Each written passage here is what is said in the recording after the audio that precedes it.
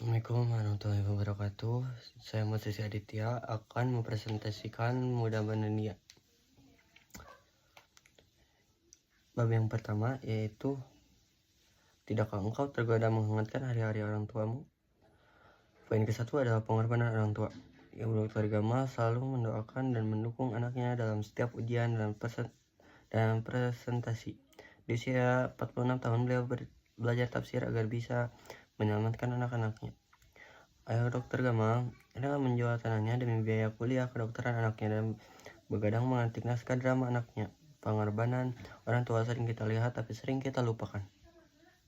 2. Motivasi hidup. Saat Dokter Gama masuk 7 finalis penghargaan dari Cambridge University, orang tua lah yang pertama ia ingat. Ia punya prinsip, I have something to live for. Someone is must not disappoint. Keberhasilan bukan hanya karena usaha kita, tapi karena doa orang tua. Poin ketiga, kedudukan orang tua dalam Islam.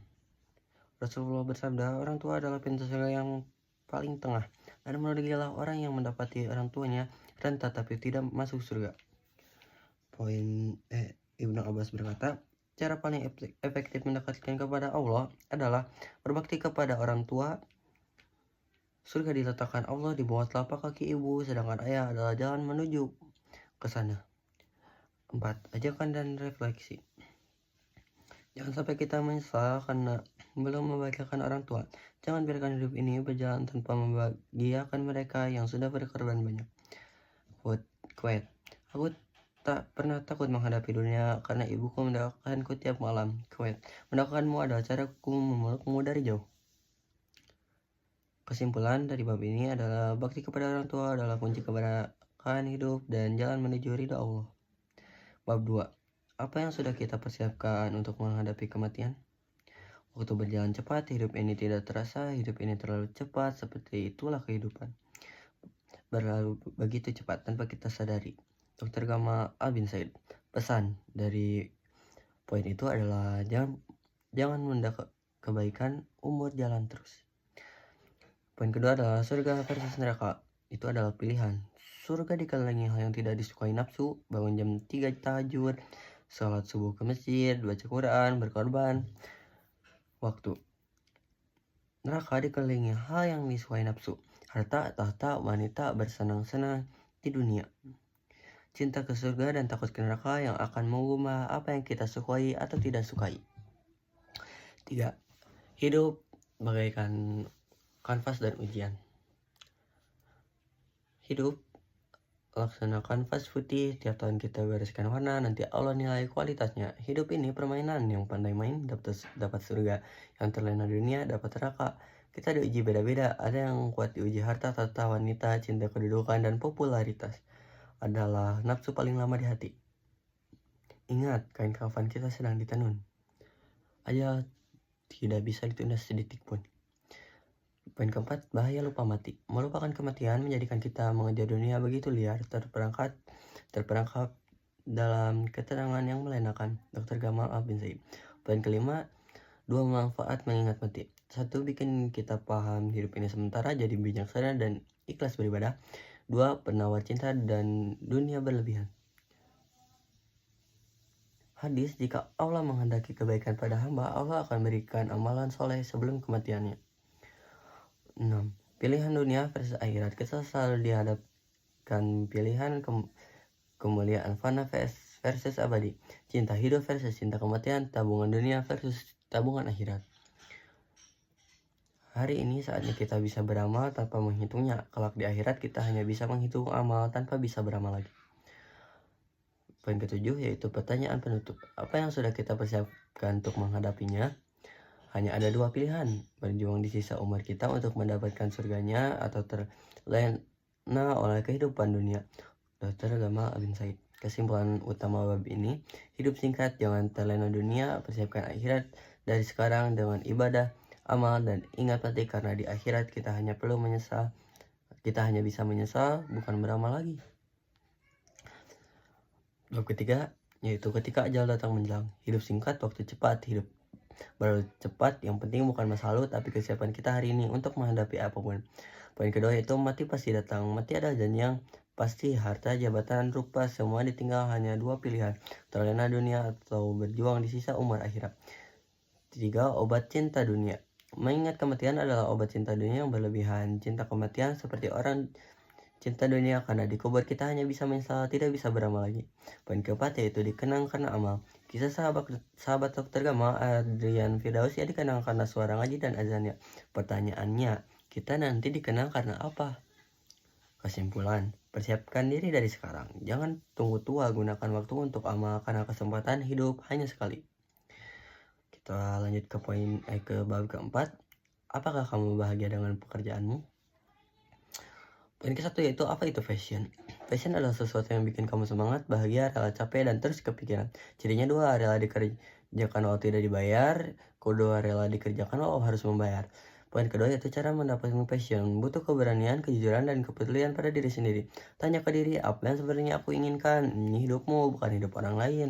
Kalau bangun tidur tidak semangat kejar mimpi, berarti kamu butuh mimpi baru.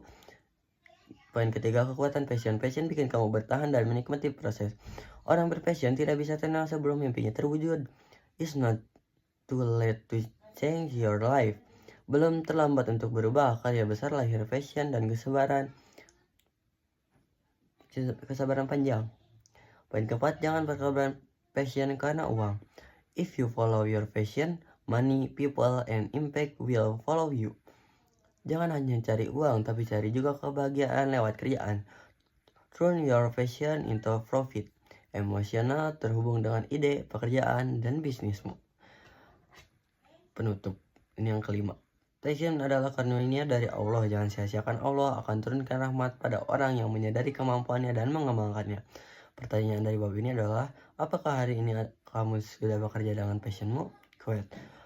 Untuk mendapatkan passion, kamu butuh keberanian, kejujuran, dan kepedulian pada dirimu. Tanyakan pada diri apa yang sebenarnya kamu inginkan. Dr. Gamal Abin Said. Bab yang kelima, panggilan jiwa. 1. Temukan panggilan jiwa dulu.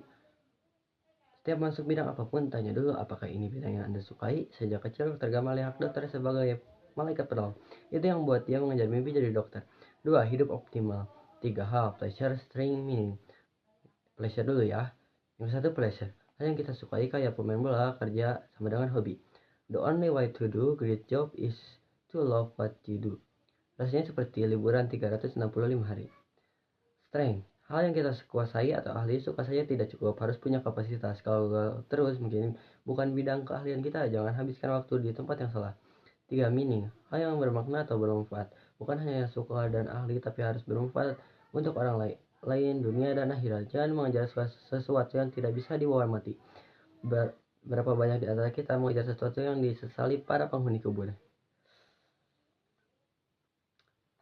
Poin ketiga, divine calling atau panggilan jiwa. Panggilan jiwa memberi kita ketegasan menolak yang tidak kita suka, keberanian menolak yang tidak kita kuasai, dan kekuatan meninggalkan yang tidak bermakna. Poin keempat, rumus besar Dr. Gamal. Ketika kesukaan bertemu dengan ketangguhan, lalu kau bungkus dengan ketulusan, maka lihatlah bagaimana Allah membesarkanmu. Kesimpulan dari bab ini adalah kerja terbaik adalah kerja yang kamu sukai, kamu ahli, dan bermanfaat. Itu baru disebut panggilan jiwa. Bab ke-6 yaitu datangkan doa orang fakir dengan sedekah. Poin ke-1, keberhasilan doa orang lain. Mungkin kita mengira keberhasilan adalah buah dan doa kerja keras kita, padahal bisa jadi itu jawaban dari doa seseorang yang tak pernah kita sangka sebelumnya. Dr. Gamal Abin Said. Pesan, jangan sombong, di balik sukses kita ada doa orang tua, orang fakir, orang yang kita tolong. Poin kedua yaitu kisah nyata Herunisa, anak pemulung. Anak pemulung ayahnya cuma penghasilan 10.000 per hari. Sakit diare tapi gak bisa berobat. Akhirnya meninggal di gerobak sampah ayahnya tanggal 5 Juni 2005. Dari sinilah Dr. Gamal tergerak buat bikin klinik asuransi sampah. Karena kesehatan adalah hak semua orang termasuk yang miskin. Poin ketiga itu datangkan doa fakir dengan sedekah. Saat kita tidur, pintu langit diketuk oleh doa. Orang fakir yang kita tolong, orang lapar yang kita kasih makan, orang sedih yang kita bahagiain. Jangan remehkan kebaikan kecil, bisa jadi itu yang nolongin kita. Poin keempat, kita yang butuh mereka. Selama ini kita mikir kita nolong orang, padahal sebenarnya kita lah yang lebih butuh. Doa mereka orang meninggal aja berharap balik ke dunia buat sedekah. Biarkan harta kita laksana angin. Datang mudah, pergi cepat untuk disedekahkan. Poin kelima itu, jika hidup terasa berat, jika engkau berpikir hidup ini berat, ingatlah pengemis orang buta, anak yatim, mereka lebih berhak bilang hidup ini berat. Kalau mau Allah memperhatikan kita, perhatikan mereka dulu. Poin keenam, apa yang orang pedulikan dari kita? Orang tidak peduli seberapa hebat, kaya, pintar. Kita yang mereka pedulikan adalah keberadaan kita memberi manfaat untuk mereka. Dr. Gamal Abin Said. Fokus jadi orang bermanfaat, bukan sekedar hebat. Poin ketujuh yaitu stop selling, start giving. Poin besar dari Dr. Gamal, berhenti jualan, mulai memberi rezeki impact, dan orang akan ngikut kalau kita banyak memberi manfaat. Tiga kesimpulan utama bab ini: sedekah, investasi, doa, buka pintu rezeki, dan pertolongan lewat doa orang yang kita tolong. Berarti sama dengan hebat. Dunia butuh orang bermanfaat, bukan orang pamer hebat. Lihat ke bawah, kalau ngerasa hidup berat, lihat yang lebih susah, terus bantu mereka. Sekian dari saya, musisi Aditya. Mohon maaf jika ada kata yang salah atau kurang jelas di video. Wassalamualaikum warahmatullahi wabarakatuh.